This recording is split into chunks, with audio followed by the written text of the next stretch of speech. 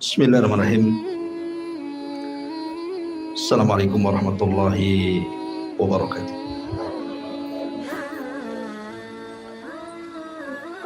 Alhamdulillah wassalatu wassalamu ala rasulillah wa ala alihi wa sahbihi wa mawalah wa la hawla wa la quwwata illa billahi wa ba'd. Alhamdulillah, di malam hari ini kembali kita mengkaji tafsir, dan malam ini kita masuk pada surat baru, surah Al-Fajr. Dalam tertib Al-Quran, surah Al-Fajr itu masuk pada surat yang ke-89 dengan 30 ayat, 139 kalimat, 573 huruf, dan dia termasuk dari surah Makkiyah, artinya surat yang turun sebelum hijrah Nabi Sallallahu Alaihi Wasallam. Karena surah Al-Fajr ini cukup panjang, maka malam ini kita akan membahas 5 ayat pertama dalam surah Al-Fajr. A'udzubillahi minasyaitonirrajim. Bismillahirrahmanirrahim. Wal fajri wa layalin 'ashr. Wasyaf'i wal watr. Wal laili idza yasr. Hal fi dzalika qasamul lidhi hijr. Wal fajri, demi waktu fajar.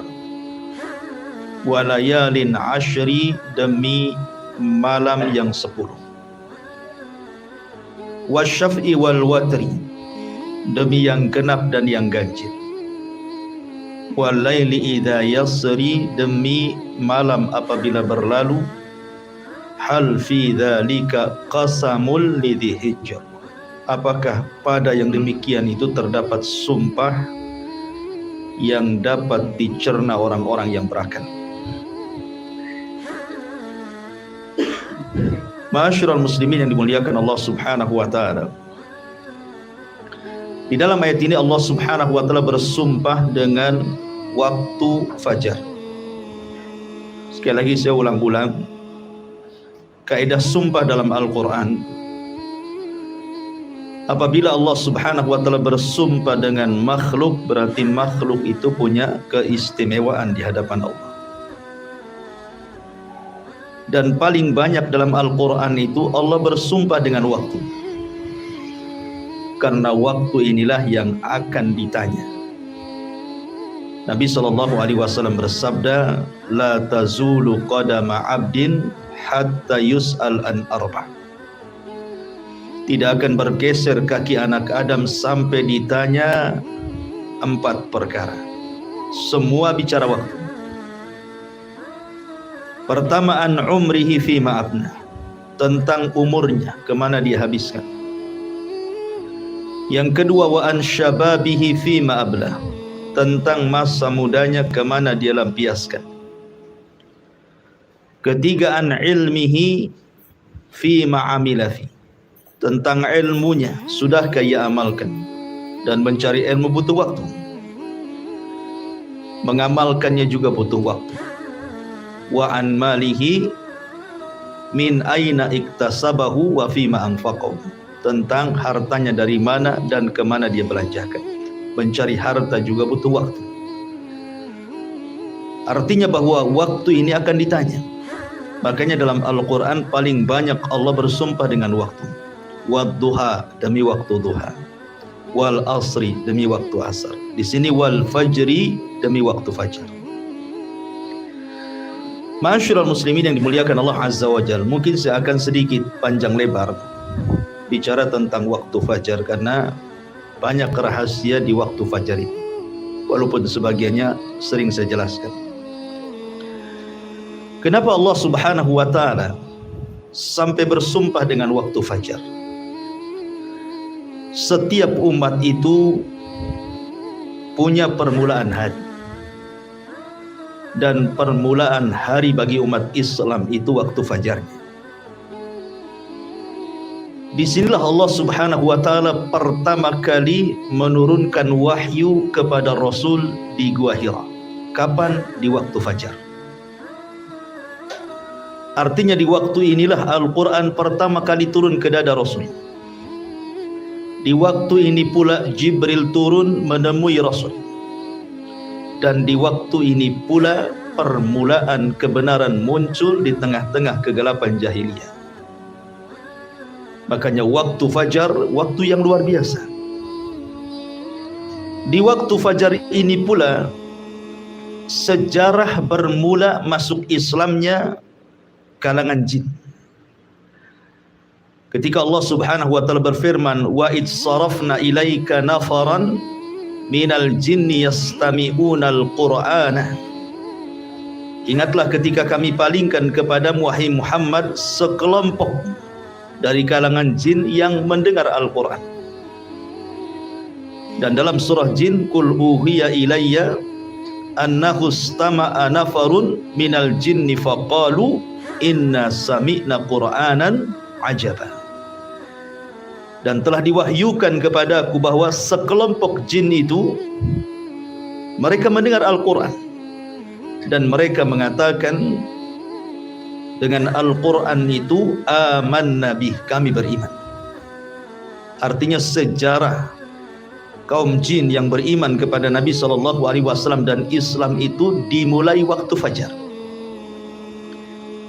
Karena 7 jin nasibin yang dari Yaman itu, yang diutus oleh iblis untuk mencari rahasia kenapa jin tidak bisa naik langit. Karena ketika itu difungsikan bintang-bintang untuk melempar syaitan. Rupanya jin yang diutus iblis ini nyasar ke kebun kurma. Dalam riwayat ke pasar ukat. Lah ketika itu Nabi SAW sedang sholat fajar. Maka mereka mendengar Al-Quran dan beriman. Jadi waktu fajar awal permulaan bangsa jin beriman. Dan dengan sebab itulah kemudian Islam menyebar di kalangan jin. Ma'asyiral muslimin yang dimuliakan Allah Subhanahu wa ta'ala. Dan waktu fajar juga Allah Subhanahu wa ta'ala di sini bersumpah dengan kata-kata wal fajri, demi waktu fajar. Waktu fajar adalah satu di antara sekian tanda kebesaran Allah yang Allah Subhanahu wa ta'ala firmankan, qul ara'aitum in ja'alallahu alaikumul laila sarmadan ila yaumil qiyamah. Bagaimana pendapat kalian kalau seandainya Allah Subhanahu wa ta'ala jadikan malam itu sepanjang masa sampai kiamat, tidak terbit-terbit fajar? Allah katakan, ailahun ma'allah, apakah di sana ada Tuhan selain daripada Allah Subhanahu wa ta'ala yang bisa mendatangkan cahaya? Kan tidak ada kecuali Allah. Jadi waktu terbitnya fajar itu artinya permulaan waktu siang, dan itu tanda kuasa Allah Subhanahu wa ta'ala yang bisa merubah malam menjadi siang. Ini kuasa Allah Subhanahu wa ta'ala. Kemudian juga waktu fajar ini juga adalah permulaan ibadah manusia, di mana bagi orang-orang yang berpuasa, setat dia puasa ketika terbit fajar. Sudah tidak boleh makan, tidak boleh minum, menahan hal-hal yang dilarang bagi orang yang berpuasa. Kemudian juga setat awal sholat fajar yang banyak keistimewaan, nanti saya akan jelaskan. Ma'asyiral muslimin yang dimuliakan Allah Subhanahu wa ta'ala, tentu yang dimaksud fajar di sini, karena fajar kan ada dua ya, ada fajar kadzib, ada fajar shadiq. Fajar kadzib itu maksudnya fajar dusta, cahayanya masih ada di langit, belum sampai ke bumi. Tapi kalau fajar shadiq, cahayanya sudah sampai di bumi, menerangi atap-atap, jalan-jalan, gang dan yang sebagainya. Itulah yang kita maksud fajar yang kedua, fajar shadiq, atau lebih dikenal dengan waktu subuh ya. Kita tahu bahwa waktu subuh itu adalah waktul harakah, waktu bergeraknya manusia. Makanya ketika Allah Subhanahu wa taala menyebut kalimat walaili id adbar, kemudian was-subhi idza asfar, ya. Perhatikan kalimat id di sini. Walaili id adbar. Kalimat id dan waktu malam ketika adbar berlalu. Id menggunakan sukun. Tapi ketika Allah Subhanahu wa taala menyebut kalimat subuh, was-subhi idza, menggunakan harakat di sini, fathah. Idza asfar, ketika mulai terang. Kenapa Allah Subhanahu wa taala mensukun kalimat id ketika bicara malam dan membuat harakat idza ketika bicara siang, bicara subuh, permulaan siang? Karena memang malam itu adalah tempat sukun. Apa sih arti sukun itu? Sukun itu artinya tenang. Malam itu tempat tenang, tempat tidak boleh orang bergerak, karena malam itu banyak bahaya yang mengancam. Makanya kita disuruh beristirahat di rumah. Makanya Allah Subhanahu wa taala mengatakan min syarri ghasiqin idza waqab. Kita disuruh berlindung dari malam apabila sudah mulai gelap. Karena kejahatan di malam hari itu banyak sekali. Makanya kita disuruh untuk diam di rumah supaya jangan terkena dengan kejahatan itu. Karena malam itu tempat sukun. Sukun itu artinya tempat tenang, istirahat, gitu ya. Tetapi ketika Allah bicara tentang subuh, tidak menggunakan sukun, tetapi menggunakan harakat. Idza asfar, dan harakat itu artinya bergerak, ya. Karena permulaan bergeraknya manusia itu di waktu subuh. Begitulah Allah Subhanahu wa taala jadikan siang untuk bergerak dan Allah jadikan malam untuk sukun tenang. Allah katakan wa ja'alna an-nahara ma'asha wa ja'alna al-laila libasa wa ja'alna an-nahara ma'asha, dan kami jadikan malam itu untuk pakaian selimut bagi kalian, sebagaimana Allah jadikan siang itu untuk mencari maisha. Makanya Allah juga membuat suasana dibedakan. Kalau suasana malam itu cenderung dingin, ya kan, cenderung dingin karena tidak ada matahari, sehingga cocok untuk istirahat, ya. Tapi kalau siang Allah buat matahari sehingga panas, sehingga cocok untuk bergerak. Dan permulaan pergerakan manusia itu di waktu subuh. Makanya para ulama mengatakan selambat-lambatnya seorang muslim bangun itu di azan pertama. Karena azan subuh 2 kali. Ya, azan subuh itu 2 kali kan. Azan pertama itu untuk membangunkan sholat subuh, dan azan kedua itu untuk sholat subuh. Selambat-lambatnya seorang mukmin itu bangun di azan pertama. Ya, jangan sampai bangun di azan kedua. Karena Nabi SAW di azan pertama menghentikan para qiyamul lail dan mengatakan beristirahatlah kalian dan bangunlah bagi orang-orang yang tidur, kata Rasul. Ya, Rasul memerintahkan orang yang qiyamul lail stop di azan pertama, disuruh istirahat karena lelah dia sudah beribadah. Tetapi bagi orang-orang yang tertidur disuruh bangun. Ya, makanya azan pertama itu sudah bangun seorang mukmin untuk persiapan sholat subuh, itu maksudnya. Ma'asyiral muslimin yang dimuliakan Allah Azza wa Jalla, dalam hadis Bukhari riwayat Abdullah ibn Abbas radhiyallahu anhuma, Nabi SAW mengatakan nusirtu bis saba wa uhlikatil adu bid-dabur. Kata Nabi SAW, aku ditolong dengan angin subuh dan kaum Ad dihancurkan dengan dabur angin sore. Di sini menunjukkan bahwa terkadang angin itu ada angin yang membawa rahmat, ada angin yang membawa azab. Kapan angin itu membawa rahmat? Ketika di waktu subuh. Itu angin membawa rahmat yang disebut dengan angin sobah. Syurul muslimin yang dimuliakan Allah Subhanahu wa taala. Lah, waktu subuh ini sampai-sampai Nabi SAW kenapa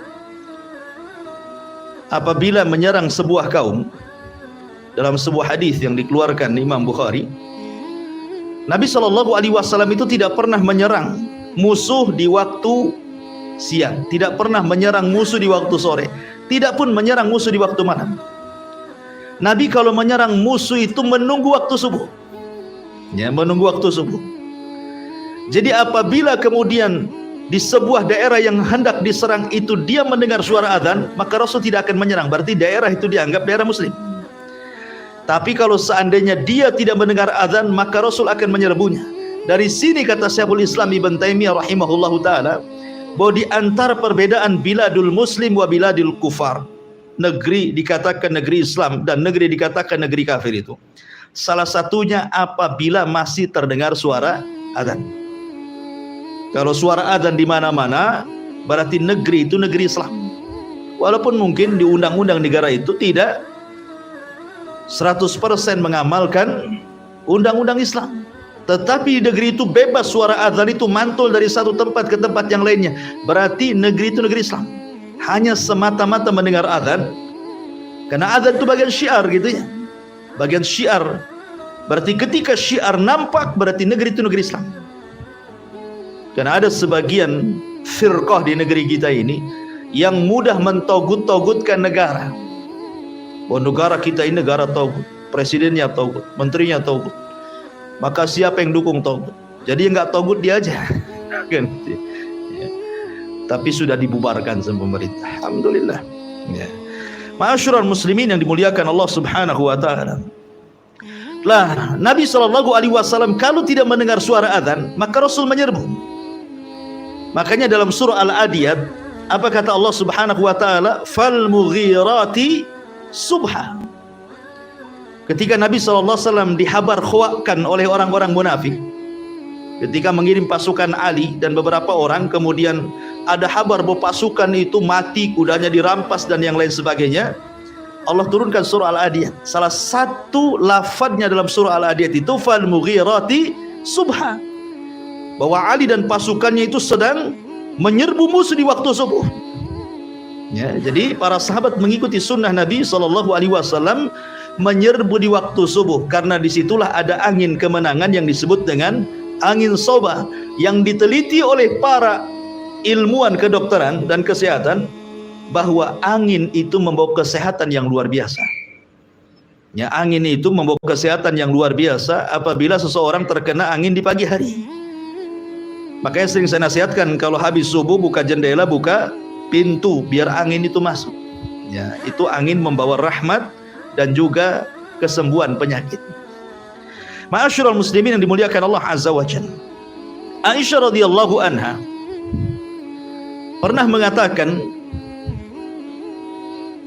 laqad kana an-nabiy sallallahu alaihi wasallam yusallil fajra fatashhadu ma'ahu nisa'un minal mu'minati mutalaffi'atin bimurutihin thumma yarji'na ila buyutihin ma ya'rifuhunna ahadun minal ghalas. Kata Aisyah radhiyallahu anha, Nabi SAW pernah mengerjakan salat subuh dan hadir wanita-wanita mukminah bersama beliau berselimutkan kain-kain murut. Lalu mereka kembali ke rumah-rumah mereka, tidak ada seorang pun yang mengenali mereka karena gelap. Kalau kita melihat hadis-hadis Rasul tentang solat berjamaahnya wanita di zaman Rasul, sahabiah-sahabiah itu, Anda tidak akan dapat di riwayat mereka solat jamaah di waktu zuhur, di waktu asar, di waktu maghrib, di waktu isya, kecuali subuh. Ya, coba cek riwayat. Sahabiah-sahabiah itu mereka di waktu subuh suka ikut berjamaah bersama Nabi, tapi di solat-solat yang lainnya tidak ada riwayatnya. Bukan berarti kemudian wanita tidak boleh solat berjamaah di masjid, di solat duhur, asar, maghrib bisa, boleh, tidak ada masalah. Tetapi di rumah mereka lebih baik, kan begitu. Tetapi khusus solat fajar ada riwayatnya. Wanita-wanita itu keluar rumah untuk solat fajar.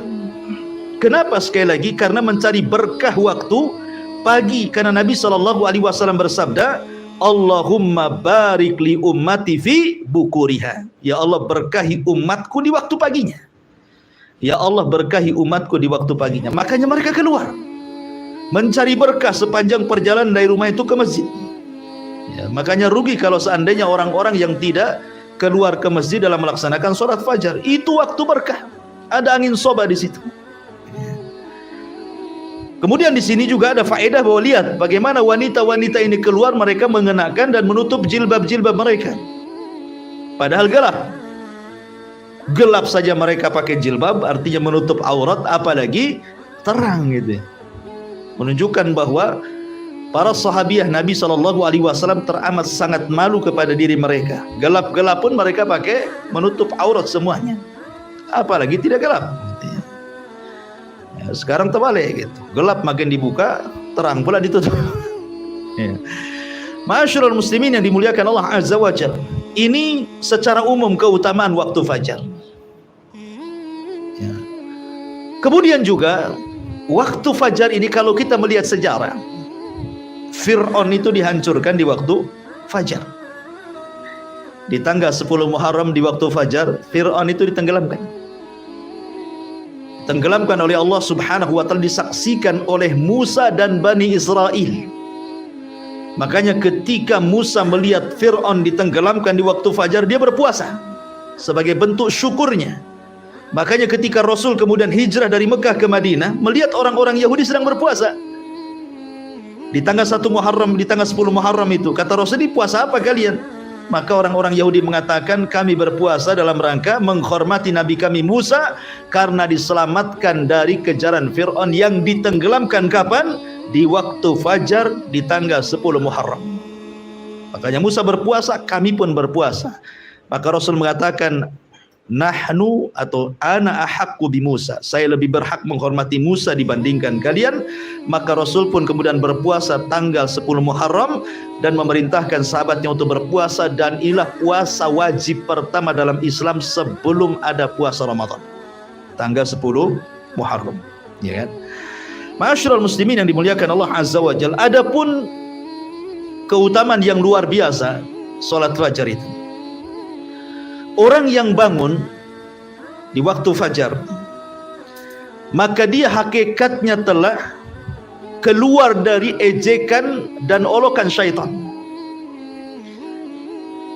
Disebutkan dalam hadis Nabi SAW, apabila seorang mukmin itu tidur di malam hari, maka syaitan akan datang dan akan memberikan waswas.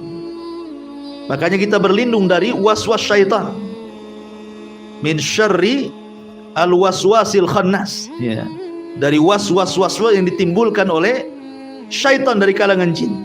Apa waswasnya?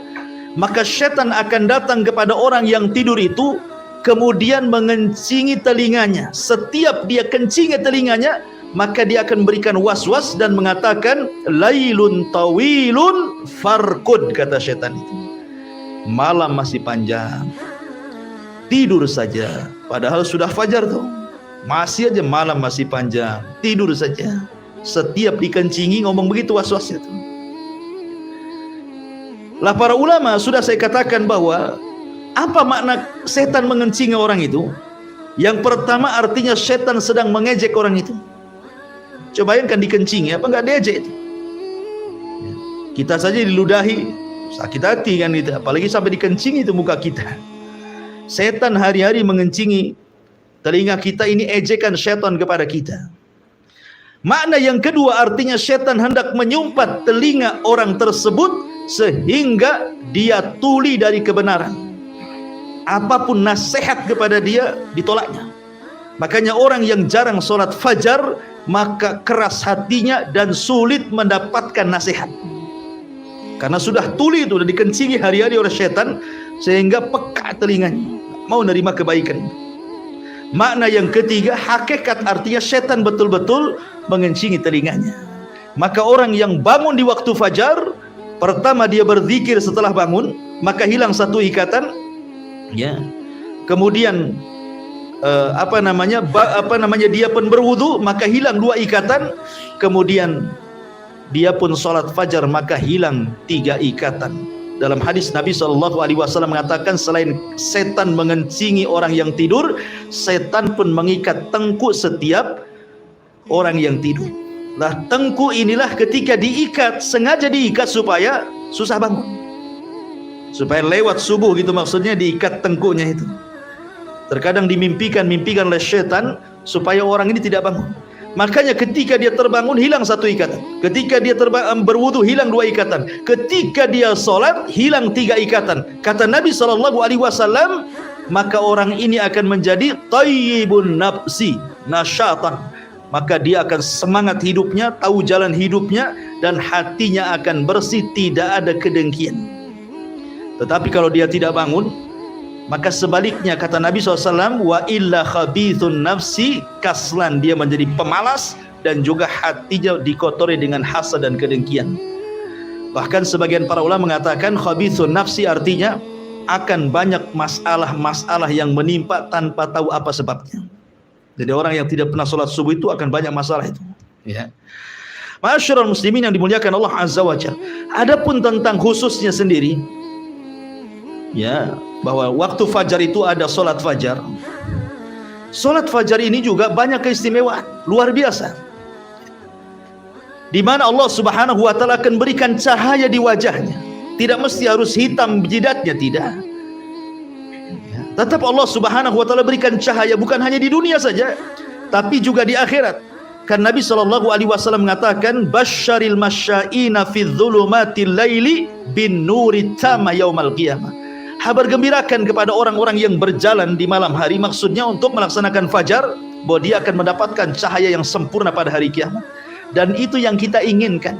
Karena ketika orang itu meniti titian siratal mustaqim, yang paling dihajatkan itu cahaya.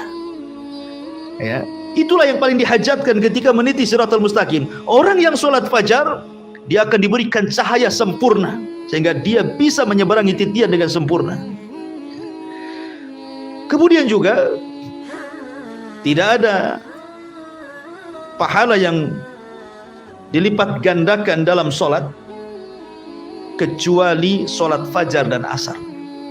Itu dilipat gandakan tuh pahalanya, fajar dan juga asar. Kenapa demikian?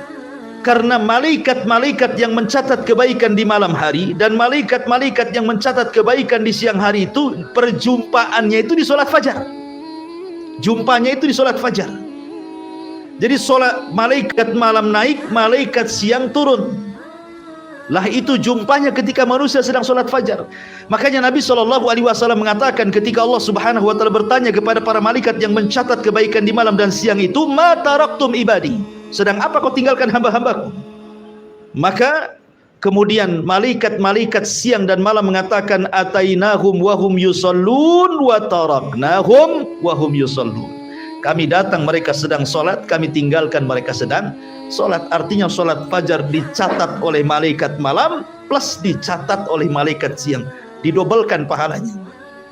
Apalagi kemudian di antara sebab orang itu mudah masuk surga adalah orang yang menjaga sholat fajar. Kata Rasulullah SAW, man hafadhu ala baradaini dakhalal jannah. Siapa yang menjaga dua sholat maka dijamin masuk surga. Maksudnya kata para ulama, baradaini di sini sholatul fajri wa sholatul asri, sholat fajar dan sholat asar. Ya, jadi sholat fajar salah satunya adalah penjamin orang masuk surga. Bahkan lebih daripada itu, kata Nabi SAW, man shallal fajri fi jama'atin thumma qa'ada yadhkurullaha hatta tatlu asy-syamsu thumma shalla rak'ataini kanat ka ajri hajjatin wa umratin tamman. Barang siapa yang sholat fajar berjamaah, tentu di masjid, kemudian dia setelah itu berduduk mengingat Allah Subhanahu wa Ta'ala sampai terbit matahari, kemudian dia sholat 2 rakaat syuruk, apa pahalanya? Seperti haji dan umrah secara sempurna. Dan itu tidak didapati dalam sholat-sholat yang lainnya. Mendapatkan ibadah haji dan umrah loh, tanpa harus pergi ke Mekah sana, itu kan luar biasa. Hanya duduk setelah sholat fajar sampai terbit matahari, itu pahalanya sudah luar biasa. Bahkan lebih daripada itu, orang yang sholat fajar, maka dia akan mendapatkan perlindungan sampai waktu sore hari. Fi dhimmatillah. Kata Nabi SAW, Man shalla subha fahuwa fi dhimmatillah. Barang siapa yang sholat subuh, bahkan satu hari itu dia mendapatkan jaminan perlindungan Allah. Artinya kalau dia sholat subuh, betul-betul sholat subuh, berarti tidak perlu takut dalam siang itu. Tidak perlu takut dari orang yang hasad apabila hasad. Tidak perlu orang takut apabila orang sedang menyihir apabila dia menyihir. Tidak perlu orang takut apabila orang sedang dengki, sedang menzalimi, dan begitu seterusnya, karena orang ini mendapatkan naungan dan perlindungan Allah kalau dia betul-betul melaksanakan sholat subuh. Ini jaminan loh dari Nabi SAW. Man shalla subha fahuwa fi dhimmatillah. Barang siapa yang sholat subuh, berarti satu hari itu dia dalam lindungan Allah Subhanahu wa ta'ala. Bahkan kata para ulama, min fadli salatil fajri fi waqtiha annaha tajlibur rizqal wasi', bahwa orang yang sholat subuh pada waktunya, maka hakikatnya dia sedang membentangkan rizkinya yang luas. Makanya Nabi SAW tadi sudah saya singgung, doanya adalah Allahumma barik di ummati fi bukuriha. Ya Allah, berkahi umatku di waktu paginya. Makanya lihat para sahabat Nabi SAW ketika mereka meninggalkan sholat subuh pada waktunya, walaupun satu kali seumur hidupnya, itu menjadi penyesalan sampai wafatnya. Itu sahabat Nabi itu. Jadi dia tidak sholat subuh pada waktunya satu kali seumur hidupnya, tapi menjadi penyesalan sampai wafatnya. Anas bin Malik radhiyallahu anhu yang pernah saya ceritakan, ketika menyerbu satu daerah di bawah kekuasaan Persia, namanya Tustar, kota terbesar juga di bawah kekuasaan Persia di zaman Umar bin Khattab radhiyallahu an. Umar mengutus para sahabat untuk menaklukkan Tustar. Subhanallah, orang-orang Persia sama dengan orang Yahudi suka membuat benteng, sehingga untuk menghancurkan benteng itu sulit banget, ya. Sehingga para sahabat kewalahan sampai sebulan, 2 bulan, 1 tahun, 1 tahun lebih, sampai 1 tahun setengah loh, untuk merobohkan benteng itu tidak bisa. Karena musuh itu selalu memanah menombak dari atas, sehingga tidak bisa mendekati benteng. Sampai 1 tahun setengah loh. Bayangkan pengepungan yang cukup lama itu bisa membuat kekalahan loh. Karena namanya orang ngepung itu perlu biaya, perlu makan, perlu istirahat, dan begitu seterusnya kan gitu. Tapi Allah Subhanahu wa ta'ala takdirkan benteng itu roboh di waktu fajar. Subhanallah, benteng itu roboh di waktu fajar. Karena waktu fajar itu waktu lengahnya manusia, lagi ngantuk-ngantuknya kan itu. Robohlah benteng itu. Masuklah tentara kaum muslimin, kemudian mampu menaklukkan Tustar dalam waktu sesingkat-singkatnya. Mulai terbit fajar sampai terbit matahari, kalah Tustar itu. Padahal ngepungnya 1,5 tahun tuh. Gitu ya. Naklukannya hitungan jam. Setelah kemudian para sahabat menaklukkan Tustar dan matahari sudah terbit, baru kemudian mereka sholat subuh setelah matahari meninggi. Artinya mereka sholat subuh di luar waktu. Dan ini pernah dilakukan Rasul ketika perang Ahzab, kan Rasul harus menjaga parit, sebab kalau tidak dijaga musuh itu akan meloncat dengan kuda-kuda mereka, sehingga Rasul tidak bisa meninggalkan untuk melaksanakan sholat. Meleng aja sedikit kuda masuk. Makanya Rasul harus terus fokus gitu ya, sampai akhirnya di waktu maghrib. Rasul dan sahabat belum sholat asar. Ketika datang waktu maghrib, baru Rasul dan sahabat sholat asar. Artinya Rasul pun pernah melaksanakan sholat di luar waktu karena peperangan kan itu. Anas bin Malik radhiyallahu an, apabila disebutkan perang Tustar selalu menangis.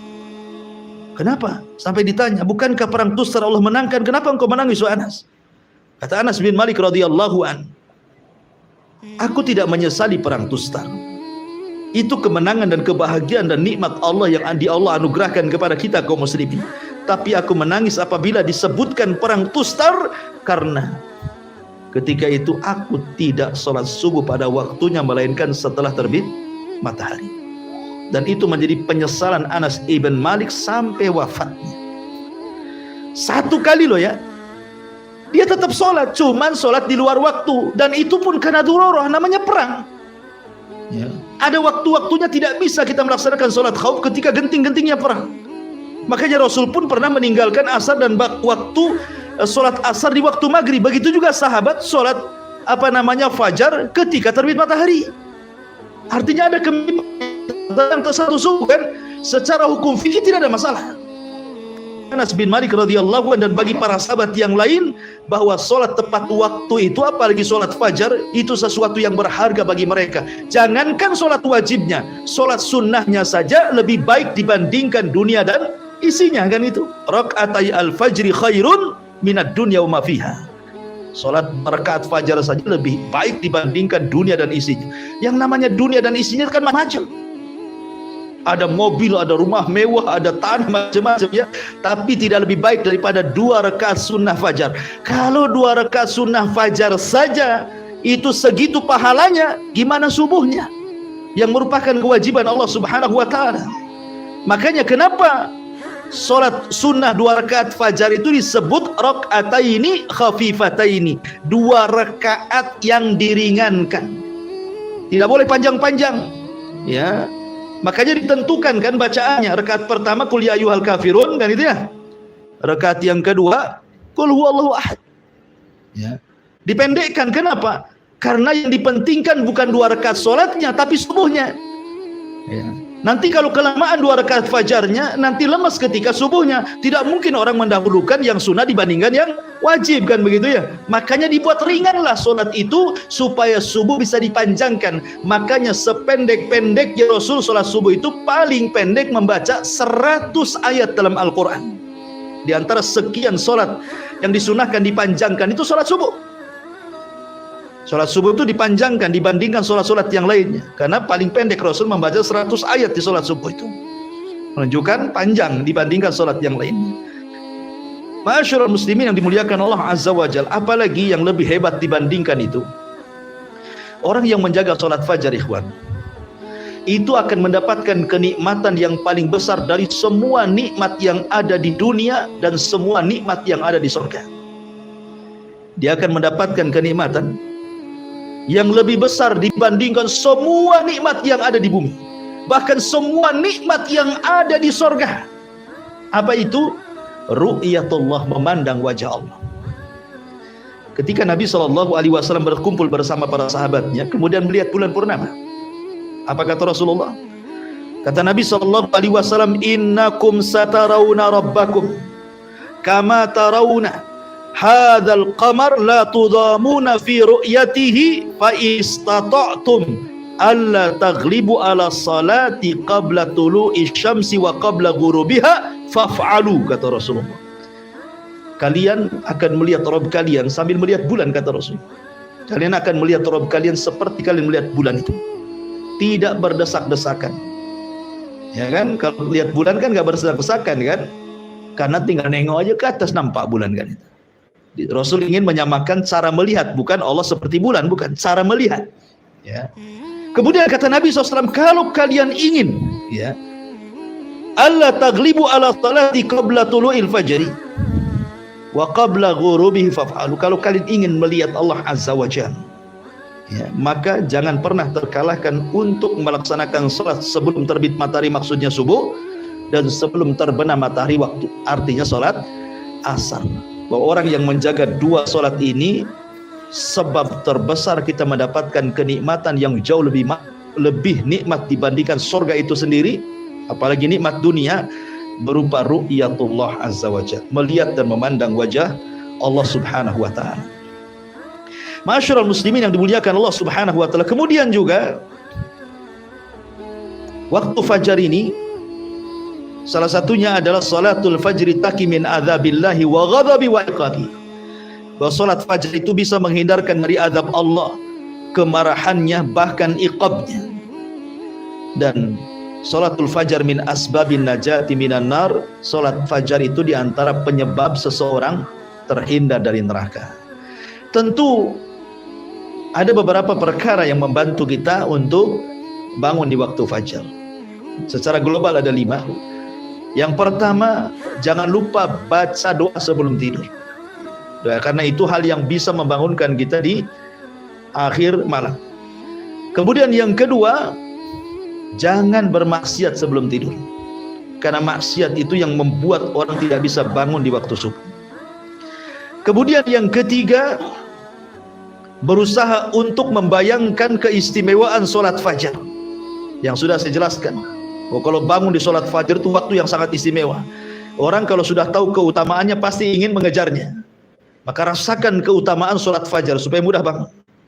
Kemudian yang keempat, al-hirsu ala nafsi sifatil munafiqin ala nafsi. Berusaha, kalau saya tidak bangun subuh berarti ada sifat munafik dalam dada saya. Saya tidak hendak jadi munafik. Maka dia akan berusaha untuk bangun. Kemudian yang terakhir, tentu kita bisa minta tolong kepada, kalau yang sudah punya istri atau pasangan, atau kita bisa minta tolong pada handphone gitu ya, dibuat alarm gitu ya, supaya mudah bangun. Makanya di sini karena sedemikian rupa pahala ibadah di waktu fajar ini, dan waktu fajar sendiri adalah waktu yang sangat istimewa, makanya Allah Subhanahu wa taala bersumpah wal fajri, demi waktu fajar. Ini yang pertama. Kemudian Allah mengatakan walayalin ashri. Layalin ashri. Ada 4 penafsiran. Layalin ashri, malam yang 10 itu apa saja? Yang pertama, malam yang 10 itu artinya menurut saya Imam Ibn Utsaimin rahimahullahu ta'ala, dan ini yang dikuatkan pendapatnya oleh beliau, maksudnya malam 10 di sini artinya 10 malam akhir Ramadan. Tanggal 20 Ramadan sampai selesai disebut Ashrul Awakhir, malam-malam akhir Ramadan, 10 awal Ramadan. Kenapa Allah Subhanahu wa taala jadikan sumpah? Karena di 10 malam akhir Ramadan terdapat malam terbaik dalam setahun yang disebut dengan Lailatul Qadar. Makanya dijadikan sumpah walayalin ashri. Ini satu pendapat. Pendapat yang kedua, maksudnya layalin ashri di sini artinya 10 awal bulan Dzulhijjah. Diitlakkan malam mencakup siang. Ya, jadi kalimat malam tidak mesti harus malam, bisa juga disebut siang, karena dalam bahasa Arab ini terkadang kalimat yang sama, contoh namanya baina likulli adzanaini salatun, baina kulli adzanaini salatun, di antara dua adzan itu ada salat. Maksudnya adzan yang pertama adzan yang kita ma'ruf, adzan yang kedua maksudnya qomat gitu ya. Jadi apabila disebut malam itu juga mencakup siang. Makanya ketika para ulama membahas ada enggak qobliyah Jumat, ada enggak hukum qobliyah Jumat, ya, menjadi khilaf para ulama. Ada yang mengatakan ada qobliyah Jumat, berdalil dengan setiap dua adzan itu ada sholat di situ. Maksudnya adzan dan qomat. Mereka berdalil dengan dalil ini. Tetapi bukan qobliyah yang dimaksud para ulama. Jadi yang membolehkan qobliyah Jumat itu bukan artinya sholat rawatib, bukan sholat rawatib kayak ba'diyah qobliyah, bukan. Maksudnya hadis di antara dua adzan itu sholat, maksudnya sholat nafilah, sholat sunnah gitu maksudnya ya. Jadi antum boleh sholat di antara dua adzan ya, kalau mamanya untuk menghindari fitnah kan gitu. Kita di mana kadang-kadang kalau kita duduk terfitnah pula kan. Jadi kita melaksanakan sholat sebelum Jumat itu bukan rawatib, ingat ya, bukan rawatib, tetapi sholat sunnah. Dalilnya ini, di antara dua adzan itu ada sholat maksudnya ya. Dan adzan pertama, adzan itu ya adzan yang kedua itu maksudnya qomat. Ya, ini bagi berpendapat bolehnya sholat sebelum Jumat, tetapi bukan rawatib niatnya. Ini yang kita katakan, kalau mereka mengatakan qobliyah, kita katakan tidak ada qobliyah sebelum Jumat, tidak ada, ya, tidak ada hadisnya. Adapun hadis ini bukan bicara qobliyah, bicara tentang sholat nafilah, sholat sunnah, karena keumuman hadis di antara dua adzan itu ada sholat di situ. Ya, kalaupun kita sholat sebelum Jumat, bukan qobliyah, sekali lagi bukan qobliyah ya, tapi itu nafilah, mengambil keumuman hadis ini, maksudnya begitu. Ataupun sholat mutlak, mulai datang ke masjid antum sholat 2 rakaat salam tanpa dibatasi. Itu yang disunahkan di sholat Jumat gitu ya. Bali bahwa malam itu juga terkadang diitlakkan adanya siang. Makanya para ulama ada yang mentafsirkan 10 malam di sini artinya 10 awal bulan Dzulhijjah. dan itulah siang terbaik dalam setahun. Kalau malam terbaik dalam setahun 10 akhir Ramadan, kalau siang terbaik dalam setahun 10 awal bulan Dzulhijjah. Karena di situ tergabung banyak amalan. Ada kurban, gitu ya. Ada haji di situ. Ya, kemudian amalan yang beramal di 10 awal bulan Dzulhijjah itu sebanding dengan orang yang mati syahid dalam hadisnya kan. Makanya itu adalah siang-siang terbaik dalam sejarah 10 awal bulan Dzulhijjah. Itu penafsiran yang kedua. Penafsiran yang ketiga, layalin ashri itu artinya 10 akhir dari puasanya Nabi Musa. Nabi Musa alaihi salatu wassalam, awalnya dia berpuasa berapa hari? 30 hari. Salasina lailan. Jadi ingat, syariat dulu dengan syariat sekarang beda ya. Kalau Musa itu puasa malam. Kalau syariat Nabi Musa itu puasa di malam hari. Tapi kalau syariatnya kita puasa di siang hari. Dan puasa di siang hari jauh lebih afdal dibandingkan puasa di malam hari. Jadi malam itu untuk mereka, siang untuk kita.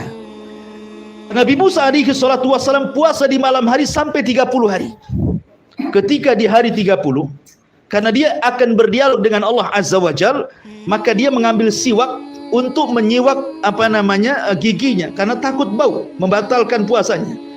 Tapi Allah Subhanahu wa taala kemudian datang dan mengatakan kepada Musa, jangan kau batalkan puasamu. Jangan kau batalkan puasamu karena bau mulutnya orang yang berpuasa jauh lebih wangi di sisi Allah dibandingkan minyak kasturi. Maka Allah katakan tambah 10 hari lagi. Makanya Allah mengatakan wa atmamnaha bi ashrin wa tamma miqatu rabbih arba'ina lailan. Maka Musa pun menyempurnakan 10 hari lagi sehingga sempurnalah dari 30 menjadi 40 malam. Disitulah turun Taurat. Jadi 10 malam di sini artinya 10 malam akhir daripada puasanya Nabi Musa. Ya. Akhir daripada puasanya Nabi Musa. Ini penafsiran yang ketiga. Penafsiran yang terakhir adalah yang dimaksud layalin ashri di sini ada 10 awal bulan Muharram. 10 awal bulan Muharram itu masuk pada penafsiran walayalin ashri. Walaupun sekali lagi pendapat Syekh Utsaimin rahimahullah taala cenderung kepada lail di sini artinya 10 akhir bulan Ramadan. Ini ayat yang kedua. Wal fajri walayalin ashri. Kemudian Allah mengatakan wasyaf'i wal watr. Wasyaf'i wal watr, demi yang genap dan yang ganjil. Apa maksudnya demi yang genap dan yang ganjil ini? Ada yang mengatakan maksudnya yang ganjil itu Allah. Allah kan ahad satu. Adapun yang genap itu adalah makhluknya. Karena ketika Allah Subhanahu wa taala menciptakan makhluk pasti berpasang-pasangan. Ya kan? Ada langit, ada bumi, ada lautan, ada daratan, ada jin, ada manusia, ada perempuan, ada laki-laki. Nah, pasti berpasang-pasangan itu. Ya. Makanya Allah Subhanahu wa taala berfirman kan ketika min kulli syai'in khalaqna zawjayn dalam surah Az-Zariyat ayat 49. Min kulli syai' wa min kulli syai'in, dan dari segala sesuatu yang Allah ciptakan itu khalaqna zawjaini, pasti kami akan ciptakan berpasang-pasangan. Berarti yang genap itu makhluk, karena makhluk berpasang-pasangan kan, genap dia dua-dua, ya kan, langit bumi dua, darat laut dua gitu ya, gelap terang dua gitu. Genap maksudnya witir itu Allah sang khalik, adapun yang genap itu maksudnya makhluknya. Jadi Allah bersumpah dengan dirinya dan juga dengan makhluknya. Penafsiran yang kedua, maksudnya yang witir di sini Allah bersumpah dengan Adam. Adam itu witir, satu. Ya, karena Allah Subhanahu wa taala tidak menciptakan dari ibu bapa. Adam itu diciptakan sendirian oleh Allah Subhanahu wa taala. Kemudian setelah itu Allah ciptakan Hawa dari tulang rusuknya menjadi genap. Berarti yang witir itu Adam, yang genap itu Adam dan Hawa dan seluruh keturunannya. Allah bersumpah dengan Adam dan juga Hawa. Kemudian yang ketiga, maksudnya witir ini adalah semua sifat, maksudnya witir itu sifat Allah tetapi genap itu sifat makhluk. Maksudnya begini, Allah Subhanahu wa taala ketika mengeluarkan kita dari perut ibu kita, wallahu akhrajakum min butuni ummahakum la ta'lamuna syai'a wa ja'ala lakumus sam'a wal absara wal af'idah, kan itu. Ketika Allah menciptakan kita, dikeluarkan dari perut ibu kita, kita tidak mengetahui sesuatu, sama sekali tidak punya apa-apa. Bahkan pendengaran pun tidak mendengar, penglihatan pun tidak melihat, ya kan? Kemudian hati pun tidak berakal. Baru sedikit demi sedikit setelah dia besar sedikit, mulailah pendengaran melihat, kemudian pendengaran mendengar, penglihatan melihat, kemudian hati mulai berpikir, kemudian diberikan ilmu, terus sampai dia tua, maka Allah akan kembalikan sebagaimana dia dilahirkan. Ketika sudah tua mulai rabun, ya kan? Ya, kemudian mulai peka, ngomong harus keras-keras, ya. Mulai pikun, padahal dulu orang paling cerdas dulunya. Nah, dikembalikan tuh sifat bayinya ke ketua. Tapi Allah Subhanahu wa taala witir. Ya, Allah tidak pernah didahului dengan kebutaan kemudian melihat, atau setelah melihat buta, tidak. Allah itu akan senantiasa melihat dan melihat dan melihat dan melihat, ya, tidak didahului dan juga tidak diawali dengan perkara-perkara kebalikan daripada melihat. Laisa kamitsli syai'un wa huwas samiul basir. Itu juga penafsiran yang ketiga. Penafsiran yang keempat, maksudnya asy-syaf'i wal watr ini mencakup semua ibadah. Contoh salat, ada yang ganjil, ada yang genap. Maghrib ganjil, kan itu ya. Kemudian isya genap. Ya. Kemudian puasa ayyamul bid ganjil, ya kan 3 hari saja kan, Senin Kamis genap, gitu ya. Ramadan juga terkadang digenapkan, terkadang diganjilkan, tergantung melihat bulan. Ya, jadi semua ibadah itu mencakup ibadah. Namanya genap ganjil itu semua ibadah tercakup padanya kalimat asy-syaf'i wal watr. Ada juga yang mengatakan bahwa yang dimaksud asy-syaf'i wal watr itu 10 akhir Ramadan. Mulai tanggal 20 Ramadan sampai tanggal 30 atau 29, 1, 2, 3, 4, 5 sampai selesai akhir Ramadan, itu bisa mengandung genap ganjil. Ya. Terkadang yang genap itu ganjil, terkadang yang ganjil itu genap, gitu maksudnya. Makanya kenapa kita harus menghidupkan semua hari-hari malam di akhir Ramadan. Karena ada yang kita anggap hari ini genap, bagi orang lain diganjil. Ya, contoh ketiga, hadis Quraib. Dia datang dari Syam menuju Madinah. Dia ke Syam itu awal Ramadan, pulang ke Madinah pertengahan Ramadan. Lah Quraib ini mengikuti ru'yahnya Muawiyah di Syam, sehingga dia puasa di hari Jumat. Ya. Ketika sampai di kota Madinah, berjumpa dengan Ibnu Abbas, rupanya Madinah memulai puasa di hari Sabtu. Kemudian kata Quraib, tidak cukuplah Muawiyah melihat. Ya. Kenapa kau tidak ikut Muawiyah sana, gitu maksudnya ya. Kata Abdullah ibn Abbas, beginilah yang diperintahkan Rasul. Apabila tidak melihat bulan berarti digenapkan. Makanya kami puasanya Sabtu, mereka Jumat. Ketika kita anggap ini ganjil, di sana dianggap genap. Dan sebaliknya begitu. Ya. Jadi ada yang mentafsirkan juga seperti itu. Itulah wasy-syaf'i wal watr. Kemudian Allah mengatakan wal laili idza yasri, dan demi malam apabila telah berlalu. Maksudnya apabila malam itu masuk meninggalkan siang dan masuk waktu malam. Maksudnya di sini ada yang mentafsirkan bahwa kapan itu malam? Ada yang mengatakan malam itu dimulai dari waktu asar. Malam itu dimulai dari waktu asar. Ada juga yang berpendapat malam itu dimulai waktu maghrib. Adapun malam yang dimulai waktu asar, karena hadis Nabi SAW tentang ta'aqub al-malaika, pergantian malaikat siang malam yang mencatat kebaikan, berjumpanya di waktu sholat asar. Ya, jadi malaikat malam yang akan mencatat amalan kebaikan kita di malam hari itu, mereka turun di waktu asar. Berarti asar itu waktu malam bagi ta'aqubatil malaika. Ya, pergantian malaikat siang dan malam dimulai waktu asar. Disitulah waktu dicatatnya 2 pahala malaikat siang dan malam. Makanya sebagian ulama mengatakan malam itu dimulai waktu asar. Berarti kalau kita cerita tentang i'tikaf, berarti masuknya di waktu asar. Ketika kita bicara tentang Lailatul Qadar, berarti Lailatul Qadar itu dimulai di waktu asar, gitu maksudnya. Bagi pendapat ini, ya. Pendapat yang kedua, tidak, malam itu di waktu maghrib. Ketika terbenam matahari itulah malam.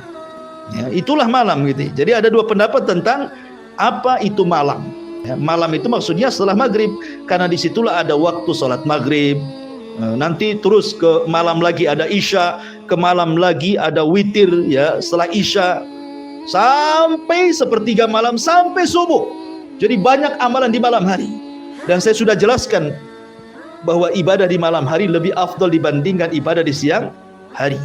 Ya, makanya Allah jadikan sumpah malam itu dalam suratul Fajr. Kemudian yang paling utama tentu di malam hari adalah 10 akhir atau sepertiga akhir malam. Kan malam itu kan ada permulaan, ada pertengahan, ada akhir. Yang paling utama dari malam itu adalah akhir malam, sepertiga malam akhir. Disinilah rahasia rizki, rahasia berkah, rahasia umur, rahasia macam-macam di sini. Ya, ketika Allah turun ke langit dunia, kemudian mengatakan siapa yang minta ku kasih, siapa yang berdoa ku kabulkan, siapa yang minta ampun ku ampuni. Maka kalau orang bangun di sepertiga malam, mintalah sesuatu yang akan berlalu setelah terbit fajar sampai terbenam matahari kembali. Disitulah rahasianya, ya, di sepertiga malam akhir. Dan yang terakhir Allah mengatakan di sini, hal fi dzalika qasamul lidzi hijr. Apakah pada yang demikian itu terdapat sumpah yang dapat diterima orang-orang yang berakal? Tentu orang yang berakal akan memanfaatkan hal-hal yang sudah saya jelaskan di sini. Ya, betapa banyak keutamaan waktu fajar, 10 malam, ya kan? Kemudian asy-syafi wal watar dan ibadah-ibadah di malam hari. Tentu kalau dia berakal akan mengambil pelajaran dari itu semuanya. Kecuali orang yang tidak berakal tentu tidak akan mengambil dari sumpah-sumpah Allah yang 4 ini. Wallahu alam, ini diantara surah Al-Fajr ayat 1 sampai 5. Insyaallah kita lanjutkan di minggu depan surat Al-Fajr lanjutannya. Taib, sebelum saya tutup, kalau ada yang mau bertanya silahkan.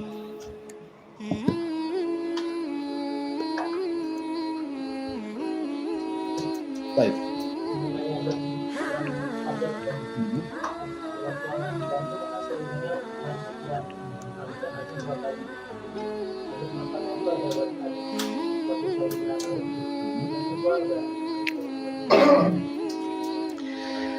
Ya, alhamdulillah. Tentang kalimat taswib, itu dalam bahasa fikih disebut taswib namanya, ya. Taswib itu bacaan as-salatu khairun minan naum. Dan bacaan taswib itu diajarkan Rasul kepada seorang sahabat namanya Abi Mahdhurah, salah satu muadzin Rasul yang bertugas adzan di Masjidil Haram setelah Fathu Mekah, ya.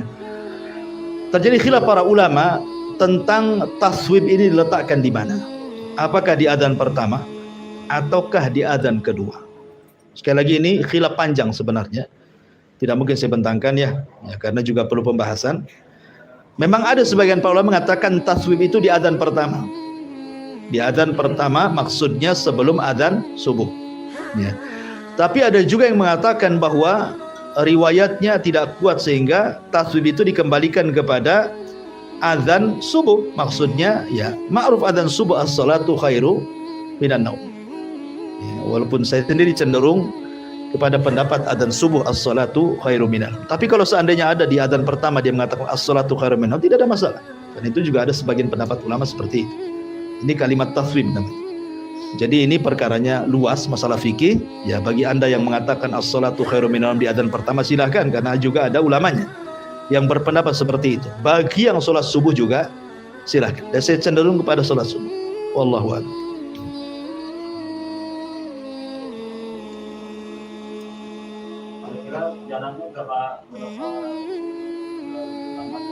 Jarak antara adzan pertama dengan adzan yang kedua tidak lama. Kata Nabi SAW, makanlah, minumlah sampai terdengar adzannya Abdullah ibn Umi Maktum. Ya, sampai jadi selama Anda masih mendengar adzannya Abdullah ibn Umi Maktum, masih dibolehkan makan minum sahur, gitu maksudnya. Sampai terdengar adzan terbalik. Kalau masih mendengar adzan Bilal kan adzan pertama. Abdullah ibn Ummi Maktum itu adzan kedua, karena Abdullah ibn Maktum kan orang buta. Ya, dia tidak tahu fajar kan, karena tidak melihat. Kecuali kalau Bilal menyuruh di adzan baru adzan. Makanya Abdullah ibn Ummi Maktum itulah dia adzan subuh kalau Bilal adzan pertama. Kata Rasul, selama engkau masih mendengar adzan Bilal, boleh makan, boleh minum.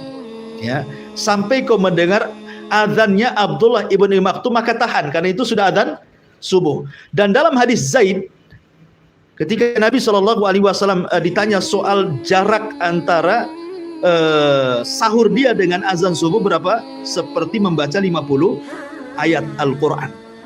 Ya, mungkin boleh juga ini jadikan standar bahwa dari azan pertama dengan azan kedua itu ya sekitar bacaan 50 ayat dalam Al-Quran. Tidak lama, jangan lama-lama.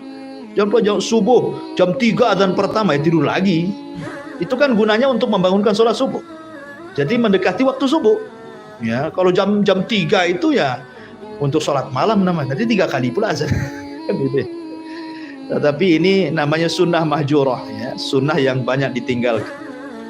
Bahkan hampir-hampir kaum muslimin tidak kenal adzan pertama sebelum subuh. Bahkan kalau kita di sini mungkin sebagian kita aneh kalau ada orang yang azan pertama sebelum subuh ini. Jadi kiranya orang yang azan itu ngelindur, bangun tidur ngelindur langsung ambil mic kan itu ya. Padahal yang ngelindur itu, yang ngomong ngelindur itu yang tidak paham bahwa itu diantara sunnah Nabi SAW. Taib, ini di YouTube ada pertanyaan dari Habibi Sidoarjo. Masya Allah, orang Sidoarjo nonton. Assalamualaikum Ustaz, saya ingin bertanya bagaimana dengan waktu hujan. Ustaz, apakah bisa mengundang bala atau rahmat Ustaz? Dan apakah ada ciri-cirinya Ustaz? Ya, bismillah, alhamdulillah. Hujan itu adalah rahmat, tetapi bisa menjadi bala. Sebagaimana ada seorang Arab Badui datang kepada Rasul sedang khutbah Jumat. Bayangkan Rasul sedang khutbah Jumat, namanya Badui. Tiba-tiba kemudian orang ini langsung ngomong, ya Rasulullah, ya desa kami hancur, paceklik, kepanjangan, tanah belah, dan begitu seterusnya. Hewan kami kelaparan, kami pun kelaparan. Berdoalah kepada Allah untuk dihujani. Maka Nabi SAW langsung berdoa. Tiba-tiba turun hujan 1 minggu. Banjir gak karu-karuan. Tadi minta hujan jadi banjir hujannya. Karena gak berhenti-berhenti hujannya. Jadi banjir, bukannya bawa rahmat, bawa bala jadinya. Minggu depannya dia datang kepada Nabi SAW dan mendoakan, ya Rasulullah, hujan kegedean, katanya, banjir desa kami itu, tolonglah hentikan, berdoalah kepada Allah. Maka Rasul berdoa kepada Allah dan mengatakan, Allahumma Allahumma hawalaina wala alaina, Allahumma alal akam wal ajailah, akhir hadis lah pokoknya, lupa lafadznya. Ya Allah, pindahkan hujan itu, bahasanya, pindahkan ke bukit-bukit, pindahkan ke gunung-gunung, ke tempat-tempat yang banyak pohonnya. Ya, jadi ada doanya untuk memindahkan bala supaya hujan itu tidak menjadi azab dan menjadi rahmat. Ada doanya. Seperti Nabi SAW berdoa seperti itu. Allahumma hawalaina wala alaina. Ya Allah, jangan sampai hujan ini menjadikan azab kepada kami, jadikan rahmat kami. Ya Allah, pindahkan hujan ini ke bukit-bukit, ke gunung-gunung gitu ya. Jadi ada. Ya, tidak semua, banyak kita lihat, kita saksikan saja kalau di Jakarta itu, di YouTube atau di TV itu kan sampai banjir masuk ke rumah sampai 1 pusar. Ya, masih untung kalau tingkat rumahnya, kalau nggak tingkat ya ngungsi lah dia. Ya, terkadang bisa menjadi bala, terkadang juga menjadi rahmat. Ya, rahmat dari Allah Subhanahu wa taala. Tapi hujan itu walaupun dicela ya tetap saja hujan, dia makhluk Allah Azza wa Jalla, nggak peduli dengan celaan kita. Ya, maka jangan pernah mencela hujan. Tetapi berdoalah kepada Allah agar hujan ini dipindahkan ke tempat lain. Jangan dicela. Ya, karena dia makhluk Allah, Allah yang memerintahkan, seperti matahari. Kan ada orang yang mencela matahari. Ketika tidak ada hujan, matahari masih dicela, panas katanya. Kapan hujan? Sekali hujan, kapan panas? Matahari dicela, tetap saja dia begitu. Karena matahari itu terbit ke atas dasar perintah Allah. Ya, maka kita tidak boleh mencela hujan, mencela matahari, mencela itu semua sama dengan mencela yang menciptakannya Allah Subhanahu wa taala. Wallahu a'lam. Iya. Tadi kalau pajak ya angin sore, angin jaga. Nanti kalau angin sore itu kalau dalam lalu musim utara dari musim barat. Kalau memasuki angin sore itu tidak sehat. Tidak, maksudnya ada angin-angin yang membawa azab sekali-kali, ada yang membawa rahmat. Angin soba itu kan angin yang bertolak dari arah timur ke barat, ya kan? Angin pagi itu angin yang bertolak dari timur ke barat, itu disebut soba, angin soba namanya. Itu memang ada nasnya, ya. Nabi SAW memanfaatkan angin ini untuk peperangan dan selalu dimenangkan dalam perangnya, ya. Dan memang secara ilmu kesehatan memang pagi segar, sehat. Orang olahraga pagi memang segar. Makanya para sahabat di zaman Rasul memang mereka sambil jalan di rumah pulang lagi sambil olahraga. Dan tidak diceritakan asar atau maghrib mereka keluar kan itu. Tapi apakah setiap angin sore itu adab? Tidak. Ya, tidak semua angin itu azab rahmat, tidak. Ya, tetapi kalau nasnya di angin pagi memang jelas. Ya, tapi kalau di angin sore ini kan Rasul menceritakan kaum Ad. Kaum Ad itu dihancurkan dengan angin dabur, angin sore ya. Apakah setiap angin sore itu penyakit? Tidak juga kan gitu ya. Kadang-kadang bawa rahmat, kadang-kadang bawa azab. Ya, tergantung kehendak Allah Subhanahu wa taala. Wallahu a'lam. Baik, saya kira cukup. Subhanakallah bihamdika asyhadu an la ilaha illa anta astaghfiruka wa atubu ilaik. Allahu ta'ala. Assalamualaikum warahmatullahi wabarakatuh.